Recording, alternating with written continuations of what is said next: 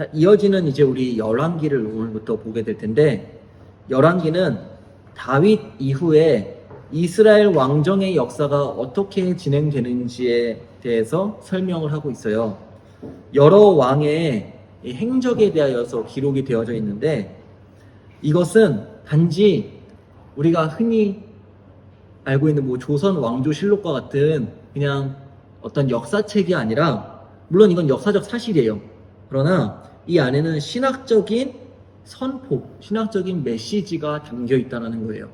이 역사를, 이스라엘 왕들의 역사를 통하여서는 하나님이 하시고 싶은 메시지가 있다라는 것을 열왕기를 통하여서 우리는 볼 수 있어요. 226페이지입니다.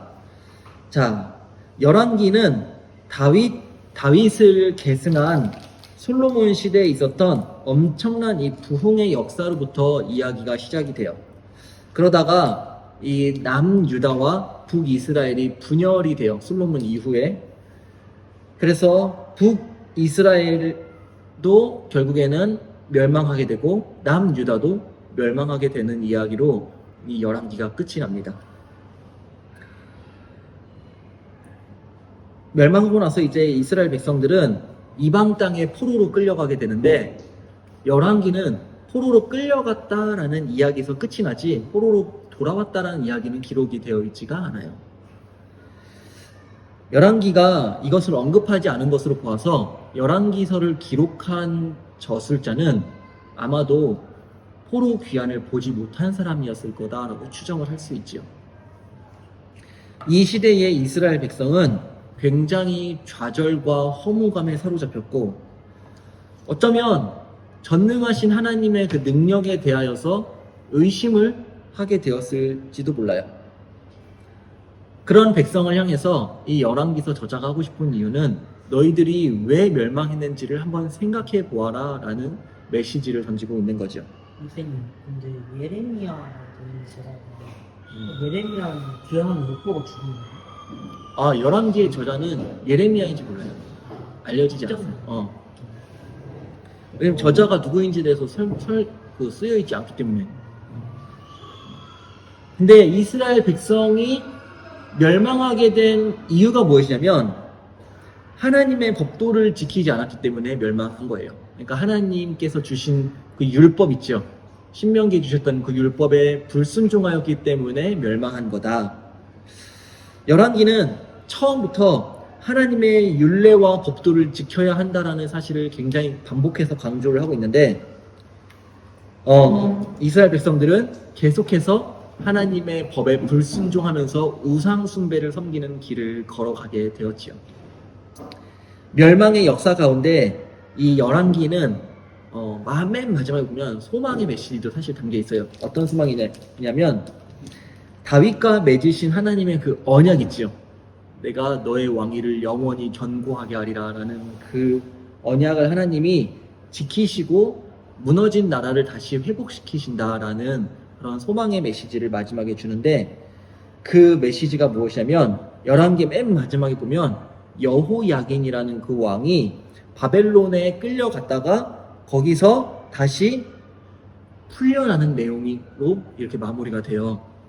이게 포로 귀환은 아니고 여호야긴 왕만 이렇게 풀려나는 건데, 이 여호야긴 왕이 풀려나는 장면을 통하여서 하나님께서 이스라엘 백성에게 무언가 소망의 메시지를 이렇게 잠정적으로 던져주시는 것이지요.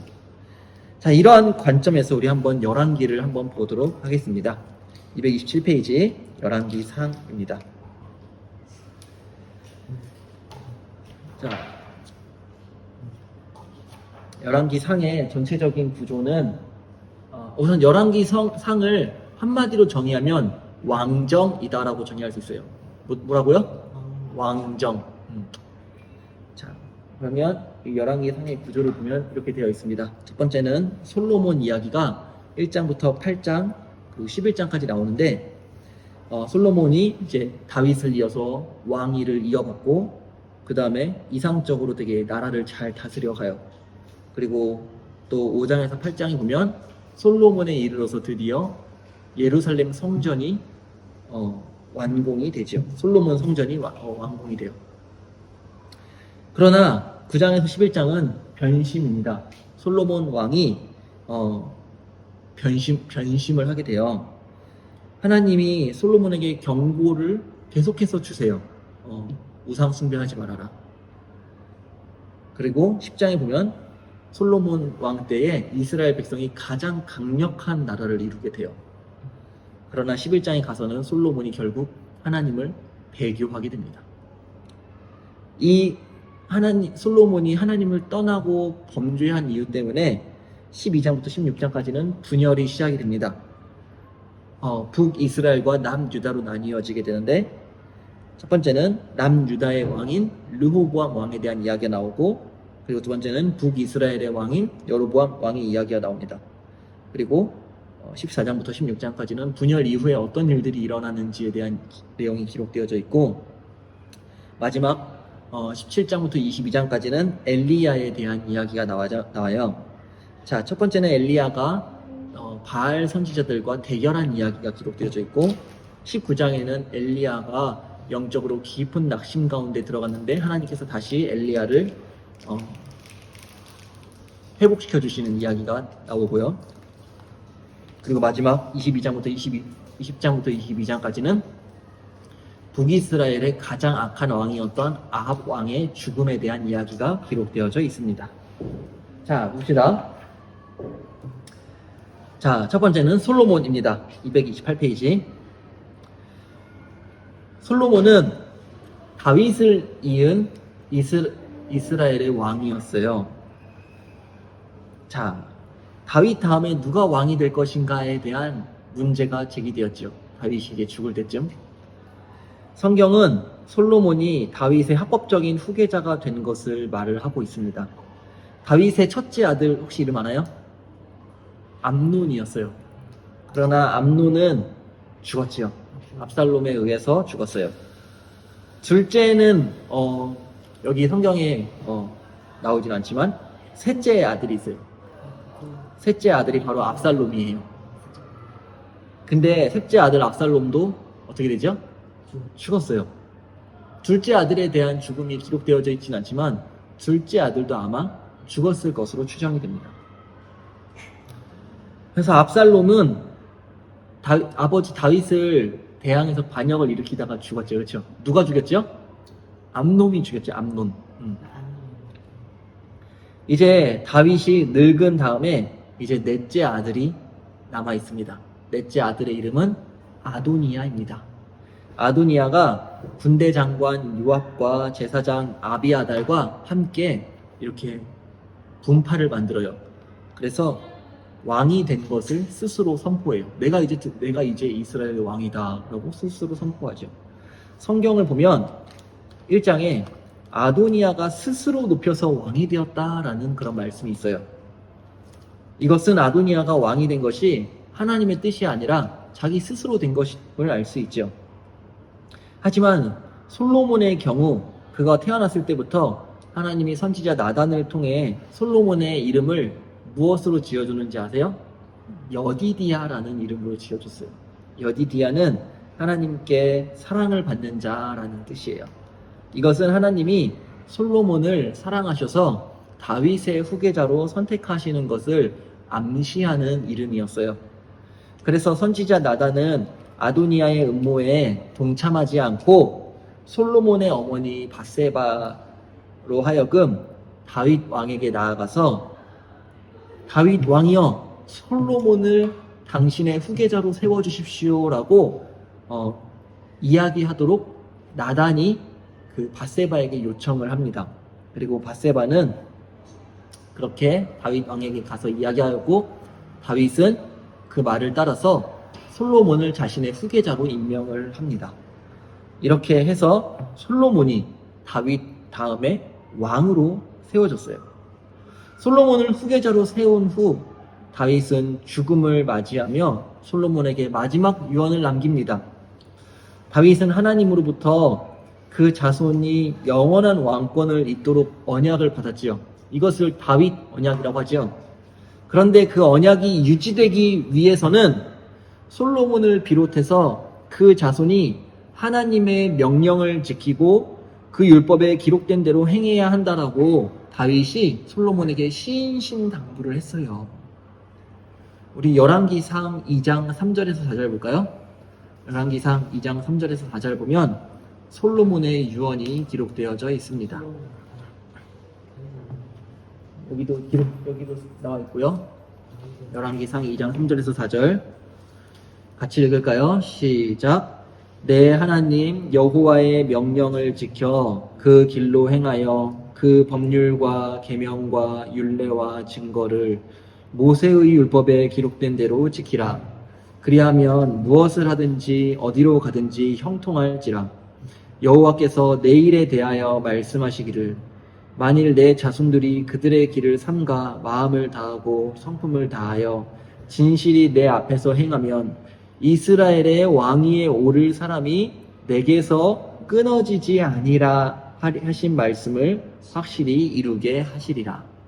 이스라엘의 왕위가 끊어지지 않기 위해서 어떻게 하라고요? 모세의 율법에 기록된 대로 지키라. 이게 바로 솔로몬에게 남긴 다윗의 마지막 유언이었습니다. 그 외에도 다윗은 무고한 피를 흘린 요압과 자신이 압살롬을 피해 도망갈 때 자신을 저주했던 사람 혹시 이름 기억하나요? 시므이. 그 시므이에 대한 적절하게 솔로몬 너가 알아서 처리를 해라 라고 이렇게 이야기도 남기긴 합니다. 그러나 핵심 유언은 모세의 율법을 기록된 대로 지켜 행하라. 이게 바로 핵심 유언이었어요. 자, 이제 솔로몬이 왕이 되었습니다. 그러나 여전히 솔로몬을 대적하는 인물들이 남아 있었어요. 대표적으로 아도니아였지요. 다윗의 넷째 아들 아도니아. 아도니아는 다윗을 돌보던 아비삭을 이제 취하여서 밧세바를 통해 솔로몬에게 청을 넣었습니다. 솔로몬은 이것을 듣고 그가 여전히 왕권에 대한 미련을 버리지 못하고 있다는 것을 알게 되고 아도니아를 처형해버립니다. 아도니아와 함께했던 제사장 아비아달은 다윗이 어려울 때 그를 도운 공적을 생각하여서 죽이지는 않았지만 그 아비아달의 제사장직을 파면시켜버려요. 이것은 아비아달 자신의 죄 때문이기도 했지만 더 거슬러 올라가서 사무엘 때의 제사장인 엘리의 4대 손으로서 엘리 집에 내려진 저주를 받는 것이기도 했습니다. 그러니까 엘리 집에 내려진 저주가 지금 여기에 계속해서 임하고 있는 거예요. 자, 아도니아를 쫓았던 군대 장관 요압. 아도니아의 처형과 함께 제사장 아비아달의 파면 소식을 듣고 이제 요압이 두려웠습니다. 그래서 여호와의 장막으로 요압이 도망을 칩니다. 솔로몬은 다윗의 유언에 따라서 전에 무고한 피를 흘린 죄를 물어 그 요압을 처형해버립니다. 그를 대신해서 브나야라는 사람을 요압 대신 군대 장관으로 세우고 그리고 아비아달을 대신해서 사독을 대제사장으로 세웁니다. 그리고 다윗에게 저주했던 시므이도 솔로몬이 처형을 해버립니다. 이렇게 해서 솔로몬은 정적들을 다 몰아내고 이로써 하나님의 나라가 견고하게 세워지는 것이었죠.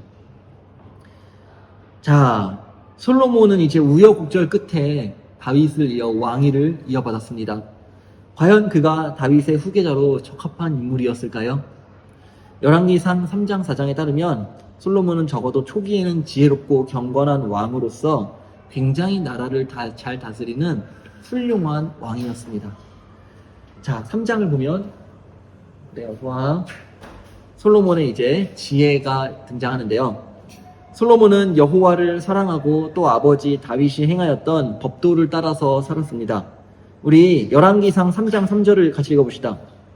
열왕기상 3장 3절. 자, 시작. 솔로몬이 여호와를 사랑하고 그의 아버지 다윗의 법도를 행하였으나 산당에서 제사하며 분향하였더라. 뭐라 나오죠? 솔로몬이 여호와를 사랑하고 그의 아버지 다윗의 법도를 행하였다라고 나오죠, 그렇죠? 이것처럼 솔로몬은 다윗의 유언을 따라서 그 법도를 따라서 살았습니다. 또한 그는 하나님께 백성을 잘 다스릴 수 있도록 지혜를 구했어요.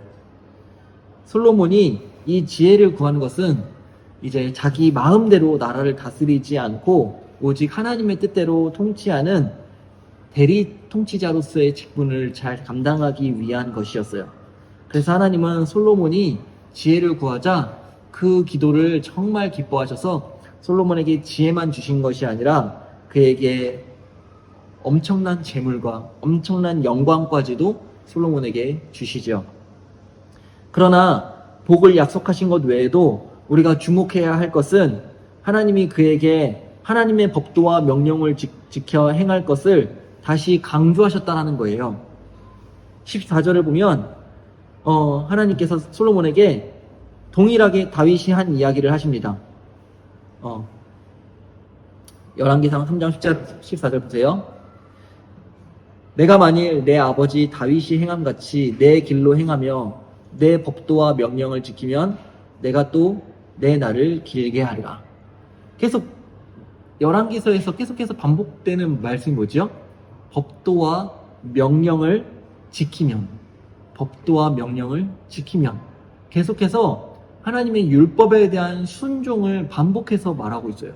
다윗의 유언을 통해서도 그렇고 하나님께서 솔로몬에게 말씀하시는 이 말씀을 통해서도 그렇고, 그것처럼 이거는 굉장히 중요한 조건이었습니다. 왕이 되기 위해서. 그리고 이제 3장에 보면 여러분들이 잘 알고 있는 두 명의 창기 이야기, 그것도 나옵니다. 한 아들이 있는데 도대체 이 아들은 누구의 아들인가? 솔로몬의 지혜로운 재판 이야기 알죠? 그렇죠? 아들을 반으로 나누라. 누가 진짜 엄마였지요? 안 됩니다 라고 외쳤던 엄마가 진짜 엄마였죠. 자, 4장에 가면 이제 평화가 등장합니다. 솔로몬은 사법적인 지혜로 탁월한 재판을 했을 뿐만 아니라 행정적으로도 지혜롭고 준비된 왕이었어요. 그래서 중앙정부의 관료들과 제사장들을 잘 조직하였고 12지방 관장들을 세워서 온 나라를 구석구석 잘 이렇게 통치하게 했습니다. 그래서 이 시대의 백성은 바닷가의 모래처럼 크게 번성하였어요. 그리고 솔로몬이 다스리는 이 영역은 유프라테스부터 블레셋 지역과 애굽 지경까지 이르는 아주 광활한 땅이었어요. 자, 여러분, 백성이 바닷가의 모래처럼 되었다. 그리고 광활한 땅이었다. 이거 누구에게 주신 약속이었죠? 하나님이 아브라함에게 주신 약속이었어요. 아브라함. 창세기 15장 18절을 한번 찾아봅시다. 창세기 15장 18절. 32장 12절 먼저 봅시다. 창세기 32장 12절. 자, 같이 한번 읽어볼까요? 시작. 주께서 말씀하시기를 내가 반드시 내게 은혜를 베풀어 내 씨로 바다에 셀 수 없는 모래와 같이 많게 하리라 하셨나이다. 아멘. 이거 하나님이 누구한테 하신 말씀이죠? 아브라함 아니에요. 네. 야곱. 아브라함에게 하신 그 동일한 약속을 야곱에게도 주셨잖아요. 여기 보면 뭐라고 말씀하셨죠? 내 씨로 바다에 셀 수 없는 모래와 같이 많게 하리라. 이 당시 야곱은 몇 명의 아들이 있었을까요? 12명의 아들밖에 없었잖아요. 근데 바다에 셀 수 없는 모래와 같이 많게 하리라라는 하나님이 약속을 주셨어요. 열왕기상 4장 20절을 봅시다. 열왕기상 4장 20절.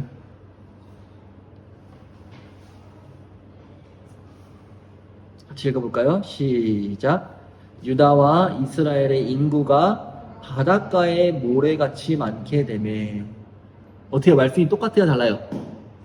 야곱에게 하신 말씀, 바다에 셀 수 없는 모래와 같이 많게 하리라, 이 말씀과 바닷가에 모래와 같이 많게 되매. 뭐지요? 솔로몬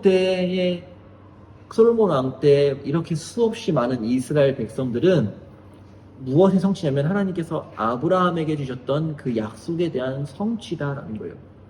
똑같은 표현이잖아요. 그렇죠? 똑같은 말씀. 이 아브라함부터 이 솔로몬 사이의 이 기간은 약 1000년의 시간이 간격이 있어요. 1000년의 간격. 이 1000년 동안 하나님은 약속을 잊지 아니하시고 이루신 하나님을 볼 수가 있지요. 우리 하나님 놀라우신 분이시죠. 하나님 약속하신 바는 반드시 이루신 하나님이세요. 동일하게 창세기 15장 18절에 보아도 이건 제가 읽어드릴게요. 내가 이 땅을 애굽 강에서부터 그 큰 강 유브라데까지 내 자손에게 주리니 이렇게 하나님께서 말씀을 하셨어요. 그런데 열왕기상 4장 21절에서도 솔로몬이 그 강에서부터 블레셋 사람의 땅에 이르기까지 애굽 지경에 미치기까지 모든 나라를 다스림으로. 그러니까 하나님께서 아브라함에게 약속하신 그 땅, 애굽 강에서부터 그 큰 강 유브라데까지, 그 표현이 동일하게 여기 나오는 거예요. 열왕기상 41절에 4장 21절에 블레셋 사람의 땅에 이르기까지와 애굽 지경에 미치기까지, 동일한 애굽이라는 단어가 나오죠. 그러니까 그 땅을 아브라함에게 주시겠다라는 그 약속이 솔로몬에게 이루어졌다라는 거예요. 이것도 하나님이 아브라함에게 하신 약속을 이루셨다. 그래서 어떻게 보면 솔로몬 때에 하나님께서 아브라함의 언약과 다윗 언약이 이렇게 완전히 이루어진 시기다라고 볼 수가 있어요. 아브라함에게 주신 약속은 뭐지요? 땅과 자손에 대한 약속을 주셨고, 복에 대한 약속도 주셨죠. 그리고 다윗에게 주신 약속은 왕권의, 영원한 왕권에 대한 약속을 주셨죠. 이 약속이 완전히 온전하게 이루어진 때가 또 솔로몬 때다라고 볼 수 있어요. 그래서 솔로몬이 이룬 이스라엘은 그냥 한 나라가 아니라 하나님의 약속이 이루어진 하나님 나라다라고 볼 수가 있습니다. 그래서 핵심은 뭐냐면 이 나라를 이제 하나님께서 완성을 시켜주셨기 때문에 여호와의 율례와 법도에 순종하면서 살아라. 이것이 하나님께서 솔로몬에게 말씀하신 말씀이고, 그런데 과연 솔로몬은 하나님의 말씀에 순종하면서 살아갔을까요? 그거는 이제 앞으로 또 살펴보도록 하겠습니다. 자, 열왕기상 5장에서 8장은 이제 성전을 건축한 때입니다.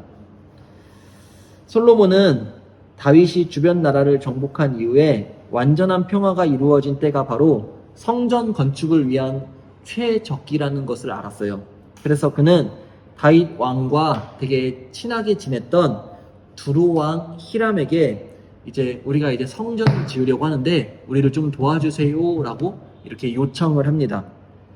그리고 두로와 히람은 도와줄 것을 약속을 하였고, 일꾼들과 감독들을 세워 성전 건축에 필요한 여러 가지 나무와 돌들을 준비를 시켜줍니다. 이제 6장부터 성전 공사가 시작이 돼요. 출애굽한 지 480년 만에 중앙 성소가 지어지기 시작합니다. 여러분, 우리 출애굽 열왕기상 6장 1절을 볼까요? 열왕기상 6장 1절. 열왕기상 6장 1절은 우리가 성경의 연대를 추정할 수 있는 중요한 기록이 있는데요. 봅시다. 같이 읽어볼까요? 시작.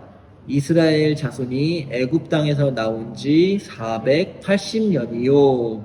솔로몬이 이스라엘 왕이 된 지 4년 15월 곧 둘째 달에 솔로몬이 여호와를 위하여 성전 건축하기를 시작하였더라.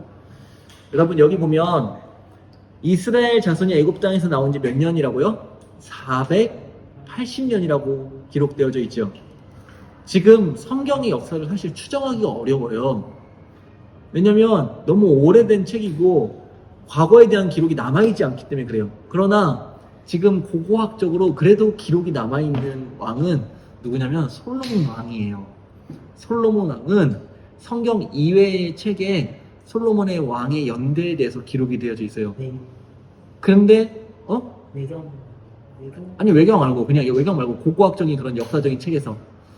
근데 그것을 기준으로 했을 때, 그걸로 기준해서 솔로몬 왕이 다스렸던 시절로부터 480년 전이 출애굽한 시대고, 그 출애굽한 시절에서 또 400년 전이 아브라함이 살았던 시대예요. 이렇게 해가지고 성경의 연대를 추정할 수 있는 거예요. 신기하죠? 그래서 이 열왕기상 6장 1절은 성경의 연대를 추정할 수 있는 중요한 기록이다라고 볼 수가 있습니다. 자, 이제 하나님의 영원한 처소가 한 도시, 한 장소에 정착이 되었어요. 성전 건축으로. 자, 그러면 성전이 지어지기 전에 이스라엘 백성은 어디서 예배를 드렸을까? 성막에서 드렸어요. 성막은 말 그대로 성막, 텐트예요. 그러나 이것은 성전이 지어짐으로써 하나님의 나라가 약속의 땅에 안정적으로 이루어진 것을 의미합니다. 신명기에 보면 중앙성소 제도에 대해서 말씀하세요. 너희들이 가나안 땅에 들어가거든 내가 너희들에게 약속한 그곳에 가서 하나님께 예배드리라 라고 신명기에 기록이 되어져 있어요. 성전이 이제 그 장소의 중심 역할을 하게 되는 거예요. 하나님 예배의 중심. 원래는 다윗이 성전을 건축하고 싶어 했어요.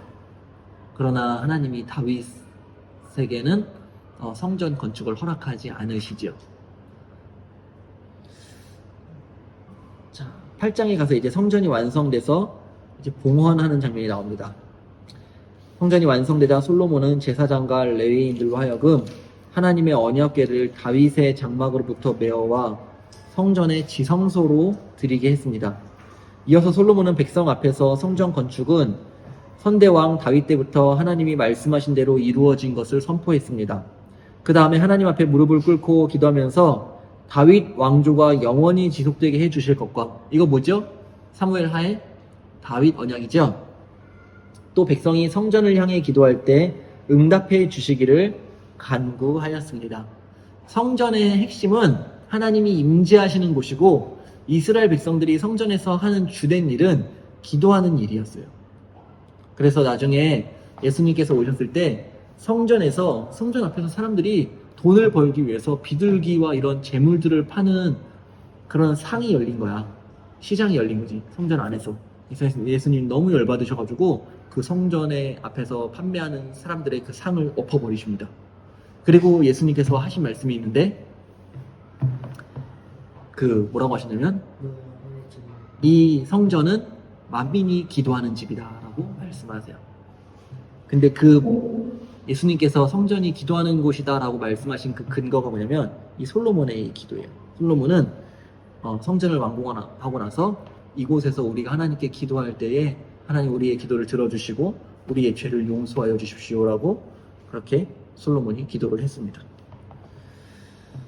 자, 그리고 나서 기도 후에 솔로몬은 일어나서 백성을 축복하면서 백성들에게 솔로몬이 무슨 명령을 남기냐면, 우리 한번 열왕기상 8장 54절을 볼까요?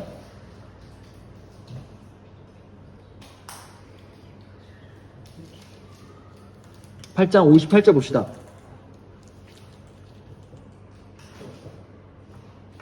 시작. 우리의 마음을 주께로 향하여 그의 모든 길로 행하게 하시오며 우리 조상들에게 명령하신 계명과 법도와 율례를 지키게 하시기를 원하오며.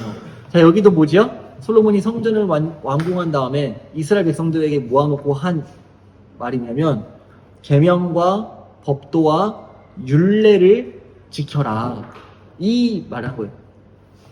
계속해서 이게 반복되지. 계명과 율례와 법도를 지킬 것, 다윗의 유언, 하나님이 솔로몬에게 하신 것, 솔로몬이 이스라엘 백성들에게 하신 것, 이 모든 것들이 다 똑같은 이야기예요. 계명과 법도와 율례를 지켜라. 이거 이미 신명기에 예언된 거예요. 하나님의 율법에 순종을 하면 너희들이 들어가는 그 가나안 땅에서 풍성한 복을 받을 것이지만, 너희들이 만약에 순종하지 않고 불순종한다면 너희들이 거기서 저주를 받고 이방 민족에 의해서 너희들이 멸망받을 것이다 라는 것이 이미 신명기에 약속되어져 있었고, 그것을 기억해서 다윗도 그랬고 솔로몬도 그렇고 계속해서 하나님의 계명과 법도와 율례를 지켜 따르라 라고 계속해서 이야기를 하는 거예요. 이건 열왕기에서 굉장히 중요한 메시지입니다. 이것을 우리가 기억을 해야 돼요. 자, 그러나 솔로몬은 어떻게 되나요? 솔로몬은 타락을 하게 돼요. 자, 9장 가시면 솔로몬은 이제 성전을 지었고, 성전을 지었을 뿐만 아니라 그 옆에 무엇도 지었냐면 솔로몬이 자신의 왕궁까지 지었어요. 그리고 솔로몬의 이 이스라엘 나라는 점점점 부유해져 가고 점점 강력해져 가면서 그 어떠한 나라도 이스라엘을 침략하지 못하는 강력한 나라가 되었지요. 마치 지금의 미국과 같은 나라였을 거예요. 미국. 어마어마한 전투기를 가지고 있고 핵폭탄이 어마어마하게 많고 전 세계에 있는 돈을 합쳐도 미국에 있는 돈에 이르지 못할 정도로 어마어마한 돈을 쌓고 있는 그 미국. 여러분, 솔로몬이 이룬 그 이스라엘 나라가 바로 이런 나라였어요. 그러나 솔로몬은 어떻게 되나요? 변심하고 타락하게 됩니다. 성전을 건축한 후에 9장에 가서 솔로몬에게 하나님이 나타나셨습니다. 그리고 성전에 대한 그의 기도에 응답을 주셨어요. 하나님은 성전에 함께 하시겠다라고 말씀하셨습니다. 그러나 성전 자체가 그 이스라엘 백성의 나라의 안전을 보장하는 것은 아니었어요. 성전만 있으면 된다, 이거 아니었어요. 중요한 것은 무엇이냐면 하나님의 말씀에 순종하는 것, 이게 중요한 거였어요. 만약에 너희들이 하나님을 떠나서 우상 숭배를 하게 된다면 아무리 너희들이 성전을 아름답게 지었다 할지라도 이 성전은 무너지게 될 것이다 라고 하나님이 경고를 하셨지요. 그러면서 이제 점점 이스라엘 백성에게 위기가 찾아오게 됩니다. 자, 스바 여왕이 솔로몬을 찾아온 사건 혹시 아시나요? 스바는 아라비아 반도 남서쪽 끝에 지금의 예멘 땅이에요. 있는 나라였는데, 이렇게 땅끝 먼 나라의 여왕이었던 스바 여왕이 솔로몬을 찾아왔어요. 그만큼 이 솔로몬의 명성과 그의 영광이 어마어마했었던 것이지요. 스바 여왕 외에도 많은 사람들이 솔로몬의 명성을 듣고 예물을 가지고 솔로몬을 찾아왔어요. 또 많은 물품이 이스라엘에 들어와서 그 이스라엘의 온 나라를 아주 강력하게 만들었습니다. 솔로몬은 아라비아를 통한 육로 무역, 그리고 두로왕 히람과 함께 했던 해상 무역, 그러니까 그 이스라엘을 중심으로 해서 그 육지뿐만 아니라 바다까지 해양 무역까지 해서 온 곳을 통하여서 이스라엘에 많은 물자들이 유입이 되었지요. 그리고 애굽에서 말을 많이 들여왔어요. 그래서 병거와 마병을 많이 쌓아두었지요. 인간적인 눈으로 보면 솔로몬은 국가 경제와 국방을 든든히 한 위대한 왕이었을 거예요. 인간적인 눈으로 봤을 때. 왜냐면 나라가 점점 부유해지고 애굽에서 병마와 군사력들을 막 많이 사오니까 좋은 왕이에요, 아니에요? 좋은 왕이죠, 그렇죠? 나라를 강력하게 만들어주니까. 그러나 이것은 하나님 말씀에 대한 불순종이었어요. 왜일까요? 이미 신명기, 우리가 지난주에 살펴봤듯이 신명기 17장에 보면 왕에 대한 규례가 있는데, 우리 신명기 17장 16절과 17절을 한번 읽어볼까요? 신명기 17장 16절과 17절.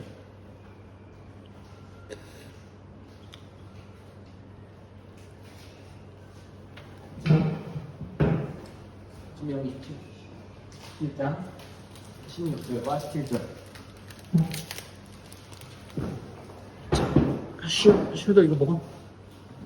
자, 우리 같이 읽어봅시다. 시작. 그는 병마를 많이 두지 말 것이요, 병마를 많이 얻으려고 그 백성을 애굽으로 돌아가게 하지 말 것이니. 보세요, 뭐라 하죠? 병마를 많이 두지 말고 병마를 얻으려고 어디로 돌아가지 말라? 애굽으로 돌아가지 말라. 자, 열왕기상 10장 28절 봅시다. 열왕기상 10장 28절.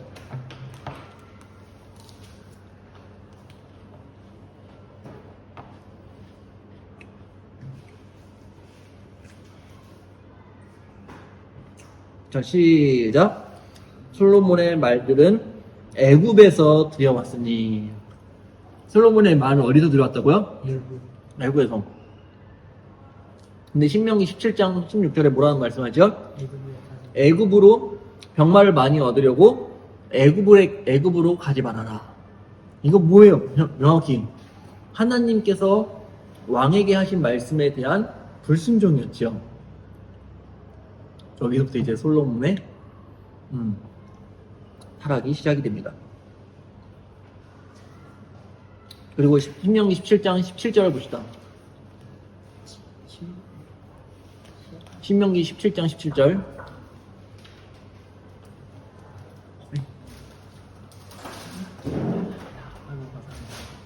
자, 같이 읽어볼까요? 17장 시작. 다시 한번 호겸이 한번 큰 목소리 한번 읽어보자. 시작. 그에게 아내를 가리고 그의 마음을 미혹되지 하지 말 것이며 자기를 위하여 무덤을 많이 쌓지 말. 아멘. 뭐라고 하죠? 아내를 많이 두어 그의 마음이 미혹되게 하지 말 것이며. 자, 열왕기상 11장 3절 봅시다. 시작.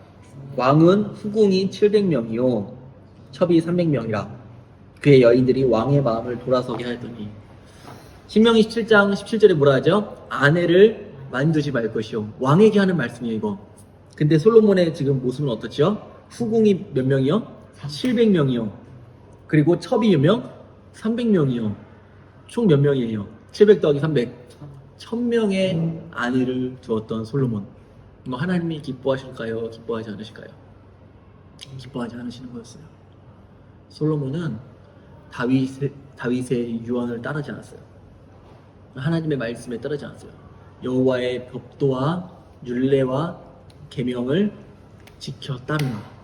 이것에 솔로몬은 순종하지 않았던 것이죠. 그 결과 하나님께서는 솔로몬에게 심판을 명령하십니다.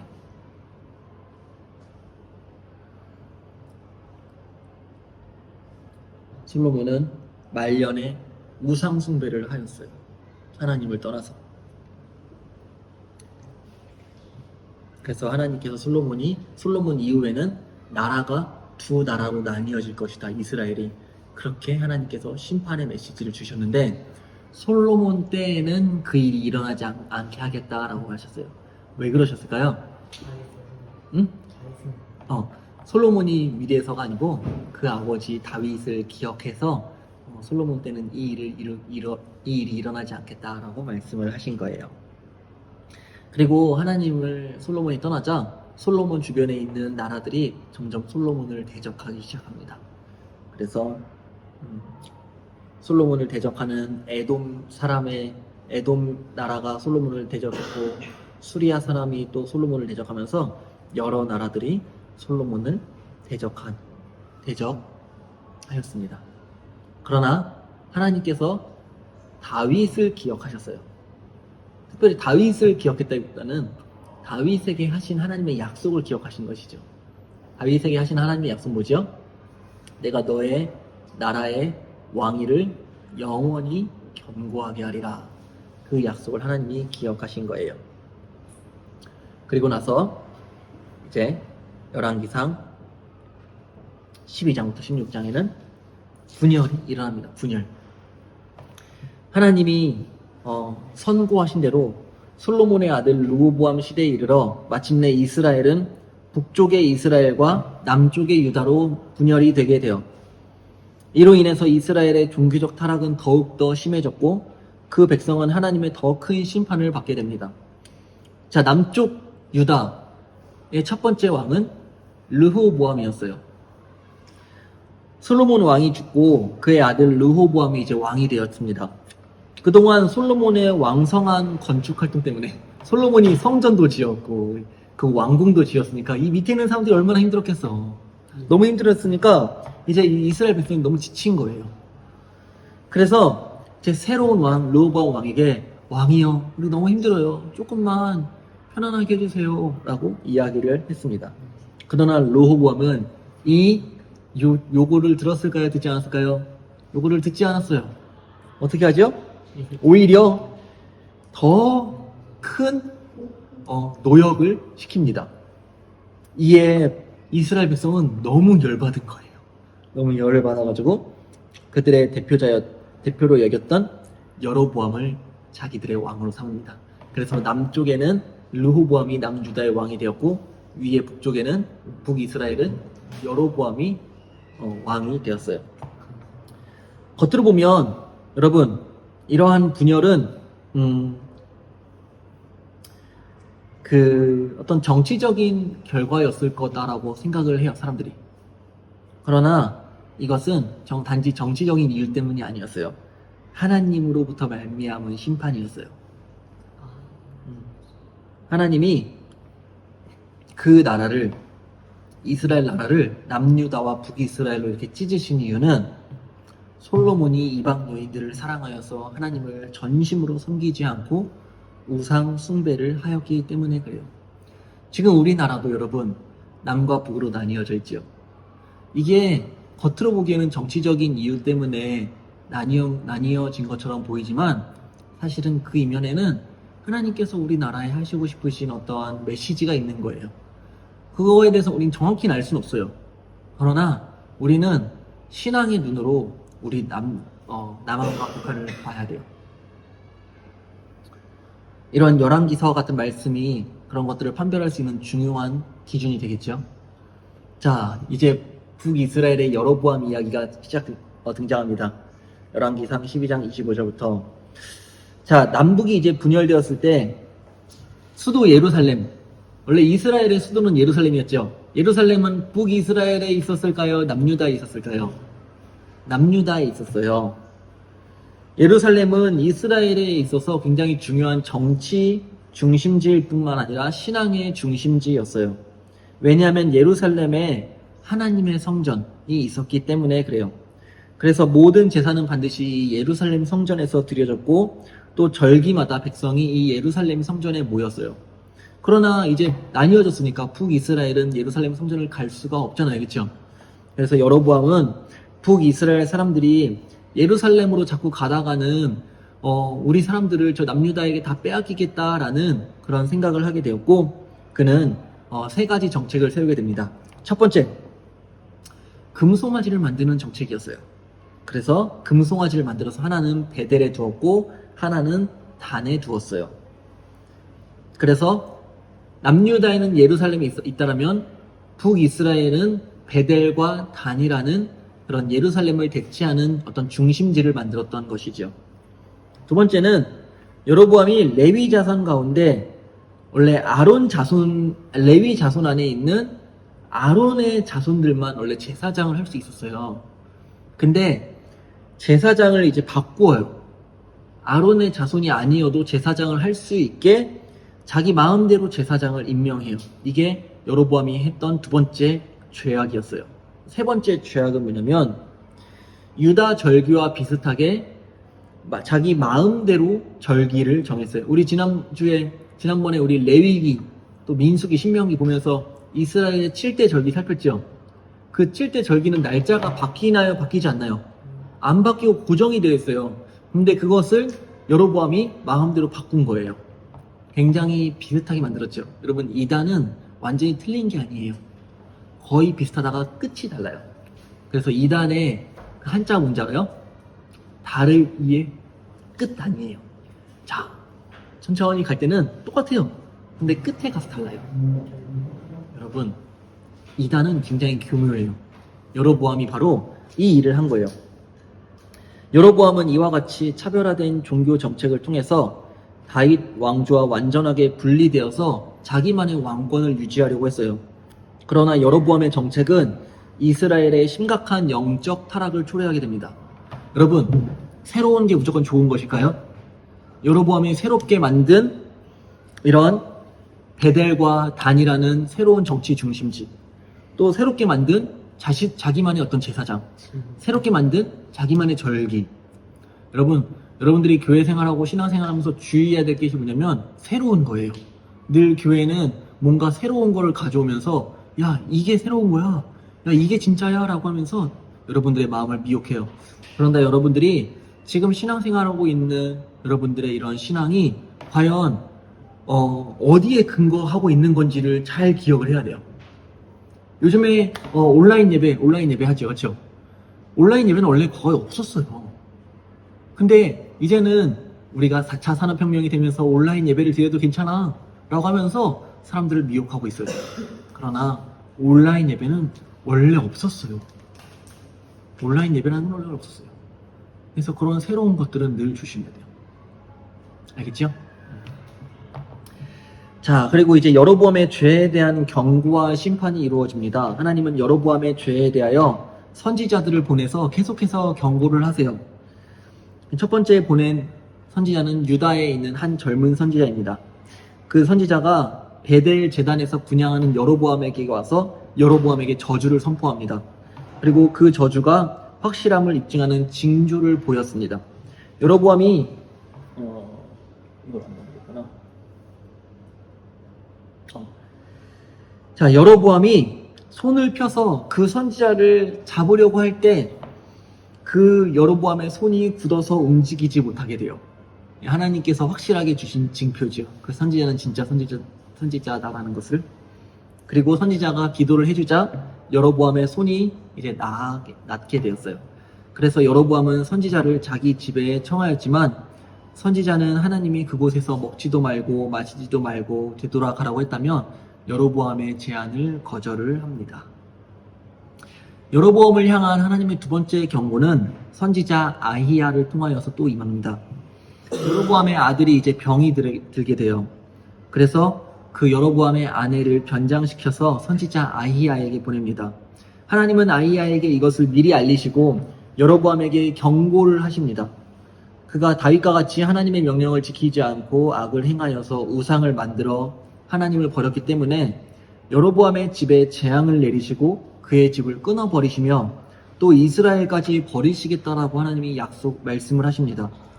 아히야는 또한 병든 아이가 죽고 겨우 그 아이만 묘실에 장사될 것을 예언했는데 그 예언대로 이루어졌어요.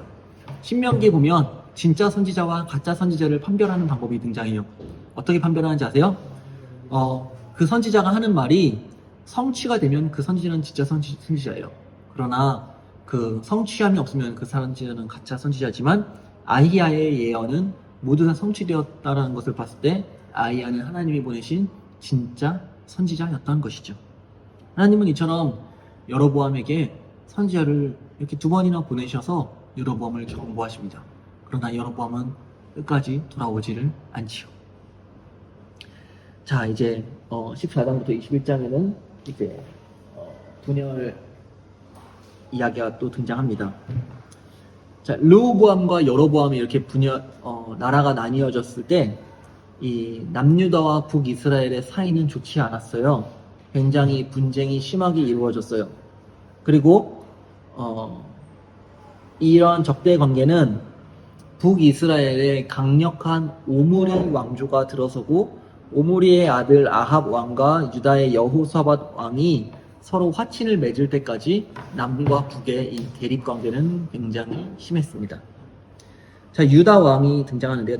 남왕국 유다에서 왕통이 순조롭게 아버지에서 아들로 계속되는. 그러니까 북이스라엘은 계속 그 왕위가 계속 지속되지가 않았어요. 근데 남유다는 계속 다윗의 아들 솔로몬의 아들 르호보암의 아들 아비암의 아들 아사, 이렇게 계속 이렇게 다윗의 계보가 계속해서 유지가 되었어요. 남유다는.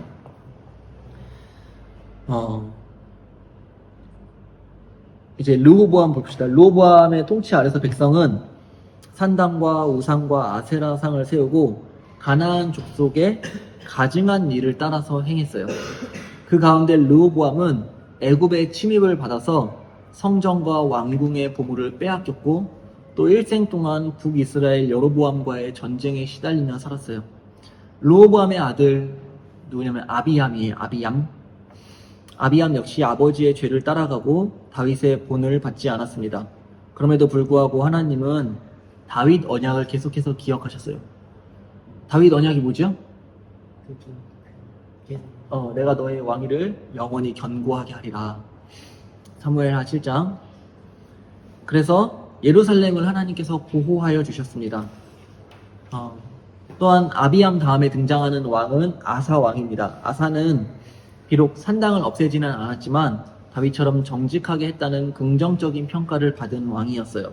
아사 왕은 남유다에 있는 가증한 풍속을 몰아내고 우상을 찍어 없앴으며 또한 아세라 상을 만든 그의 할머니 마아가를 태후의 그런 왕위에서 폐위시켜버리고 또 금그릇과 은그릇을 성별하여서 성전에 드리는 이런 착한 일을 하였습니다. 그러나 나중에 아사는 북이스라엘의 왕 바하사와의 전쟁을 치렀는데 그때 하나님을 의지하지 않고 아람 왕을 의지하여서 그에게 성전과 왕궁의 보물을 가져다 조공으로 바치는 이런 하나님을 의지하지 않는 죄를 저지르기도 합니다. 그리고 15장부터 16장에는 계속해서 이스라엘 왕에 대한 이야기가 등장해요. 이스라엘 왕 여로보암, 나다, 바아사, 엘라, 시므리, 오므리 이렇게 여러 가지의 왕조에 대한 이야기가 등장하는데 이제 오므리 왕조가 등장했다라는 이야기가 또 중요한데 왜냐하면 오므리는 북이스라엘의 수도를 세운 왕이에요. 북이스라엘의 수도가 어디가요? 남유다의 수도는 우선 예루살렘이에요. 북이스라엘은 사마리아예요. 사마리아를 수도로 정한 왕이 바로 오므리 왕이었고 오므리 왕으로부터 오므리 다음에 바로 태어나는 아들이 아합 왕이에요. 아합 왕은 북이스라엘에서 굉장히 악하기로 유명한 왕이에요. 북이스라엘에 악한 대표적인 두 명의 왕이 있는데 첫 번째 왕은 바로 북이스라엘의 1대 왕이었던 여로보암 왕이고 그 다음에 아합 왕이었어요. 아합 왕은 시돈의 딸 이세벨을 아내로 맞이하였어요. 그러니까 이방 여인을 아내로 맞이한 것이죠. 그 영향으로 이 북이스라엘의 바알과 아세라 우상이 온 지역에 전파되어지게 돼요. 그의 죄에 비하면 여로보암의 죄가 오히려 가볍게 여겨질 정도로 이 아합과 이세벨의 이 죄악은 굉장히 끔찍하였습니다. 그래서 하나님께서는 강력한 선지자를 보내시는데 그 선지자는 바로 엘리야입니다. 하나님께서 보내신 엘리야가 도대체 어떠한 사역을 했는지 우리 잠깐 5분 쉬었다가 우리 15분에 시작하도록 하겠습니다. 하나님께서 아합을 위하여서 아주 강력한 선지자 엘리야를 보내십니다. 엘리야는 열왕기상 17장에 보면 아합과 그의 아비 오므리가 바알을 섬긴 죄 때문에 이스라엘에 큰 가뭄이 있을 것을 선포했습니다. 가뭄 동안에 엘리야 자신은 하나님의 명령을 따라서 요단강 동편의 한 시냇가에 숨어서 까마귀가 물어다주는 음식을 먹고 지냈어요. 그리고 그 시내마저 마른 후에 엘리야는 하나님의 말씀에 따라서 시돈의 한 지방인 사르밧의 가난한 과부의 집에 머물렀고 그 집에 가루와 기름이 떨어지지 않도록 또 과부의 죽은 아들을 살리는 이런 놀라운 기적을 베풀었습니다. 시돈은 바로 이세벨의 고국이었습니다. 이세벨은 누구의 아내였죠? 아합의 아내였죠. 시돈에서 온 왕비의 영향으로 이스라엘은 바알을 섬기다가 굶어 죽는데 역설적으로 하나님은 선지자를 시돈에 보내어 풍요와 생명의 기적이 일어나게 하셨습니다. 이게 되게 신기하죠?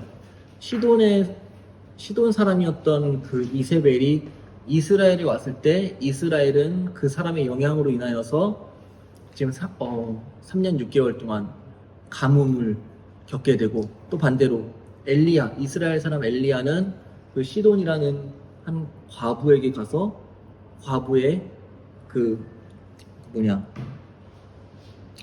가루와 기름이 떨어지지 않게 하는 풍요를 누리게 하고 서로 대조되고 있는 것이죠. 이 기적을 겪고 나서 이 가난한 과부는 엘리야가 참 선지자이며 그를 통해 주시는 여호와 하나님의 말씀이 참된 것임을 고백합니다. 이 기사는 이방 여인이라도 하나님의 기적을 보고 이렇게 고백하는데, 하나님의 백성 이스라엘이 하나님을 잊고 헛된 이방신들을 섬기는 것은 참으로 어리석은 지심을 말하고 있는 것 같아요. 자, 18장에 보면 바알 선지자들과의 대결이 등장합니다. 3년의 가뭄이 지난 후에 하나님은 엘리야를 아하바에게 보내시면서 이제 비를 내릴 것을 말씀하셨습니다. 엘리야는 아합에게 요청해온 이스라엘 백성과 바알 선지자 450명과 아세라 선지자 400명을 갈멜산에 모았습니다. 그리고 백성에게 바알과 여호와 하나님 사이에 머뭇거리는 것을 책망하고 바알 선지자에게 도전하기를 각각 자기 신을 부르되 불로 응답하는 신이 참 하나님이라고 했습니다. 바알의 선지자들은 하루 종일 바알을 불렀으나 실패했고, 엘리야가 번제단에 물을 붓고 기도하자 단숨에 불이 내려왔습니다. 이에 모든 백성이 엘리야가 섬기는 여호와가 참 하나님이신 것을 인정했습니다. 그 다음에 엘리야는 백성에게 바알 선지자들을 처형하게 했고 다시 기도해서 큰 비를 내리게 했습니다. 자, 19장에 가서 엘리야는 갈멜산 대결에서 크게 승리했고 가뭄으로 고통받는 이스라엘에게 큰 비를 내리게 했지만, 이제 아합의 아내였던 이세벨은 엘리야가 바알 선지자들을 죽인 일을 듣고 너무 열이 받았어요. 그래서 화가 나서 엘리야를 죽이겠다라고 위협을 했습니다. 이 소식을 들었고 엘리야는 낙심을 하게 돼요. 그래서 광야로 도망가 로뎀나무 아래에 앉아서 하나님, 차라리 나를 죽여주십시오 라고 그렇게 하나님께 기도를 합니다. 이때 천사가 나타나 엘리야에게 먹을 것과 마실 것을 주고 힘을 얻게 하였고, 그가 갈 길을 갈 수 있도록 도와주었습니다. 그리고 엘리야는 40일 동안 갈 길을 갔고 최종적으로 엘리야가 도착한 곳은 바로 호렙산이었습니다. 하나님은 엘리야에게 나타나셔서 너가 왜 여기 있느냐라고 물으셨습니다. 엘리야가 백성에게 하나님의 말씀을 선포하고 깨우치는 자리에 있어야 할 것을 왜 너는 사명의 자리를 떠나 있느냐라고 하나님이 엘리야에게 물으셨지요. 이에 엘리야는 이스라엘 백성이 언약을 어기고 하나님을 떠났다는 것과 선지자들을 죽이고 지금은 자기까지 죽이려고 한다라고 대답을 했습니다. 엘리야는 그 옛날 모세 때 여호와 하나님이 이스라엘 백성과 언약을 맺으셨던 호렙산에 찾아와서 이스라엘 백성이 언약을 깨뜨렸음을 고발하고 있는 것입니다. 지금 엘리야가 호렙산에서 하나님을 만나서 하나님을 만나는 장면은 과거 출애굽기 33장에서 이스라엘 백성이 금송아지 우상을 만들었을 때에 하나님이 모세와 대면했던 장면과 유사한 모습을 보여주고 있어요. 엘리야의 대답을 들으시고 하나님은 엘리야 앞에 지나가시는 것으로 반응하셨습니다. 하나님이 엘리야 앞을 지나가셨어요. 하나님이 엘리야 앞을 지나가셨다는 것은 어떤 것을 기억나게 하냐면, 하나님이 모세를 지나가셨다라는 것을 또 우리에게 기억나게 하지요.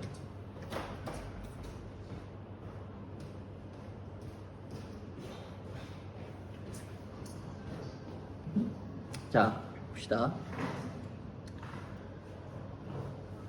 그런데 하나님은 이제 어떤 사인을 주시는데, 강한 바람과 지진과 불 가운데 계시지 아니하셨고, 그것들이 이제 엘리야 앞을 지나간 거예요. 강한 바람이 지나가고 지진이 지나가고 불이 지나갔는데, 하나님은 그런 강력한 것들 속에 있지 않으셨고 그 후에 아주 세미한 소리가 지나갔습니다.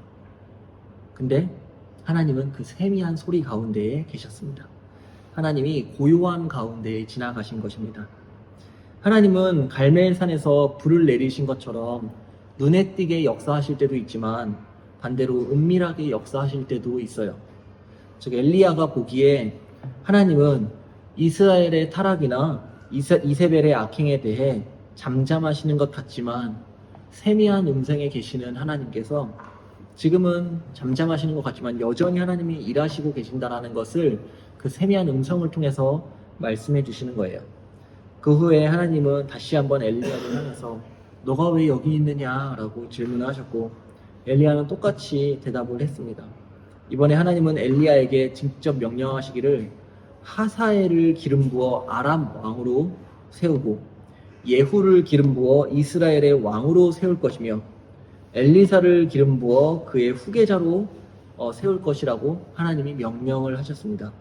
즉 하나님이 엘리야에게 다음 세대 사역을 준비하게 하신 것이죠. 그리고 그들을 통해 하나님의 심판을 반드시 이루실 것을 말씀하셨습니다. 엘리야는 힘을 얻고 돌아와 엘리사를 만나서 제자를 삼았습니다. 여러분, 시대가 어두워지고 타락해져 갈수록 우리는 다음 세대를 잘 양육을 해야지 돼요. 여러분이 지금 사는 시대는 여러분들이 생각하는 것처럼 그렇게 희망이 있고 밝은 시대가 아니에요. 지금 우리의 이 타락의 정도는 우리가 생각하는 것보다 하나님 보시기에는 너무나 극심한 시대예요. 이럴 때일수록 하나님께서 엘리야에게 다음 세대를 세우게 하셨던 것처럼 여러분들을 세우셔서 하나님이 여러분들을 하나님 말씀을 전하는 도구들로 사용하실 줄을 믿습니다. 자, 그리고 열왕기상 20장에 가서 이제 드디어 아합에게 죽음의 그림자가 드리워집니다. 20장에 보면 아합과 아람 왕 베나닷의 전쟁이 일어나요. 이스라엘 북쪽 아람에서 베나닷의 군대가 쳐들어와서 아합을 위협하면서 사마리아를 약탈했습니다. 아합은 처음에 굴복했지만 나중에는 장로들과 백성의 격려에 힘입어 아람 군대에 대항하기로 했습니다. 하나님이 한 선지자를 보내 아합에게 승리를 약속하셨고 이로써 내가 여호와인 줄 알리라 라고 하셨어요. 하나님의 약속대로 아합은 베나닷과 싸워서 승리를 하게 됩니다. 그런데 다음 해에 베나닷이 또 군대를 몰고 쳐들어온 거예요. 그들은 여호와가 산의 신이라서 처음 싸움에서 이스라엘이 이겼지만 평지에서 싸우면 자신들이 이길 것이라고 믿고 있었어요. 아람 군대와 맞서기 위해 아합은 군대를 소집했지만 엄청난 규모의 이 아람 군대와 맞서기 위해 아합의 이 이스라엘 군대는 턱없이 부족했어요. 그러나 하나님은 하나님의 사람을 통해서 또 아람 군대를 아합의 손에 넘겨주신다라고 하셨고 이것을 통하여서 하나님이 아합에게 내가 이 전쟁을 통하여서 내가 여호와인 줄을 너에게 알게 하겠다라고 말씀하셨어요. 그리고 하나님의 말씀대로 진짜로 아합의 이스라엘 군대가 아람과 싸워서 또 승리를 하게 됩니다. 갈멜산의 대결에서처럼 여호와가 참 하나님이신 것을 하나님은 이 전쟁을 통하여 아합과 그 이스라엘 백성들에게 보여주신 것이죠. 그러나 아합과 이스라엘 백성이 이 전쟁에 승리한 이후에 하나님을 믿었다라는가 하나님께 감사했다라는 그러한 기록은 전혀 없습니다. 그 대신 아합은 이 전쟁 이후에 베나닷이 와서 화친을 요청하였고 이전에 아람이 빼앗은 성읍을 돌려주고 수도 다메섹에 아합을 위한 거리를 만든다라고 하자 아합은 다시 아람 왕 베나닷과 이 화친을 좋은 관계를 이런 계약을 맺게 됩니다. 그리고 베나닷을 죽이지 않고 살려주었어요. 이와 같은 조약은 하나님의 뜻이 아니었기 때문에 이러한 아합의 불순종으로 인하여서 하나님은 아합을 죽이기로 계획하십니다. 그리고 열왕기상 21장에 가면 나봇의 포도원 사건이 등장하는데요. 아합은 궁궐 가까이에 있는 나봇의 포도원을 보았고 욕심을 내고 그 나봇의 포도원을 자기한테 팔아라라고 나봇을 강요하였어요. 그리고 내가 나봇 너에게 더 좋은 곳을 줄 테니까 이 포도원은 나에게 팔아라라고 이야기를 했지요. 그러나 나봇의 포도원은 나봇 개인의 것이 아니었어요. 그 포도원은 조상으로부터 물려받은 유업이었어요. 신명기에 보면 그 이웃의 경계표를 옮기지 말라라고 했거든요. 뭐냐면 경계표는 하나님께서 정해주신 땅의 경계인데 그 땅의 경계를 움직이지 못하게 했던 거예요. 그러니까 하나님께서 각 지파에게 각 가족에게 주신 그 땅은 남에게 넘길 수 있는 땅이 아니었어요. 그게 신명기의 율법이었어요. 그러나 아합은 하나님의 말씀 그 율법을 거부하고 넘기려고 했죠. 우리 아까 열왕기 상에서 처음에 봤을 때 다윗의 유언과 하나님께서 솔로몬에게 하신 계속해서 동일하게 하신 말씀이 뭐죠? 나의 규례와 법도와 계명을 지켜라 라고 말씀을 계속했죠. 그렇죠? 앞장에서. 근데 아합은 지금 그 하나님의 규례와 법도와 계명, 특별히 이 신명기에 나타나 있는 그 율법을 계속해서 어기고 있는 거예요. 그리고 결국엔 나봇이 자신의 포도원을 아합에게 주기를 거절을 해요. 나봇도 그래도 굉장히 용기 있는 사람이죠. 그렇죠? 그리고 이 사실을 아합의 아내였던 이방 여인 이세벨이 듣게 되고 알게 됩니다. 그리고 이세벨은 음모를 꾸며서 나봇에게 누명을 씌웠고 나봇을 죽여버립니다. 그리고 아합은 자신이 그토록 갖고 싶었던 나봇의 포도원을 차지하게 돼요. 아합은 자기 욕심 때문에 정작 죽여야 할 아람 왕은 살려주고, 원래 아람 왕 베나닷을 원래 죽였어야지 돼요. 베나닷을 살려주고, 하나님의 법을 지키려고 하는 선량한 백성이었던 나봇을 죽여버리는 이런 끔찍한 죄를 저지르게 되죠. 이에 대해 하나님은 아합과 이세벨이 처참하게 죽게 되고 또 그 집안의 모든 남자를 쓸어버리시겠다라고 심판을 하십니다. 그런데 아합이 하나님의 엄중한 책망의 말씀을 듣고 회개하자 그 겸비함을 보시고 최소한 그의 집안의 멸망을 아합의 세대가 아닌 그 다음 세대로 유보하십니다. 그래서 이 심판은 나중에 예후가 아합의 아들 여호람을 죽이고 그 시체를 나봇의 포도원에 던지는 것으로 이 하나님의 심판이 성취가 되어져요. 그리고 열왕기상 22장에 가면 이제 아합이 죽음을 맞이합니다. 아합이 베나닷과 화친 조약을 맺고 두 나라가 전쟁이 없이 3전을 지내는데 또다시 이 아람과의 전쟁이 발생한 거예요. 아합이 원래 이스라엘의 영토였던 길르앗 라못이라는 땅이 있었어요. 그것을 아람으로부터 되찾으려고 했었어요. 그러나 남쪽 유다의 여호사밧을 선동하여 전쟁을 일으켰어요. 조약대로라면 벌써 돌려받았어야 할 땅이었지요. 게다가 아합은 이미 적은 수로 아람의 대군을 이긴 전적들이 있었기 때문에 자신만만하게 이제 싸움에 임했어요.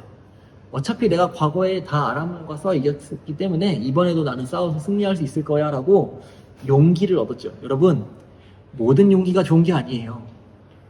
하나님의 말씀에 근거한 용기가 진짜 용기이지, 이런 말씀에 근거하지 않는 용기는 여러분 무서운 거예요.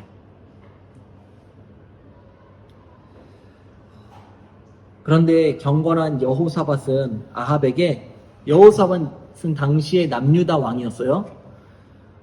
이 전쟁에 대해 여호와의 말씀을 먼저 물을 것을 아합에게 권면을 했지요. 그리고 아합은 그가 모은 선지자 400명에게 물어보았고, 그 모든 선지자들은 아합에게 왕이여, 왕은 승리할 겁니다 라고 승리를 이야기를 했어요. 근데 여호사밧 왕은 아합 왕에게 그래도 우리가 한 선지자만 더 찾아봅시다 하면서 요청했고, 아합은 그리고 평소 왕에게 쓴소리를 잘하던 한 선지자였던 미가야 선지자에게 물어보았어요. 그리고 참 선지자인 미가야 선지자는 처음에는 다른 선지자들처럼 이야기했어요. 왕이여, 싸우십시오. 반드시 승리할 것입니다. 그러나 그것은 진심이 아니었어요. 아합이 계속해서 캐물었어요.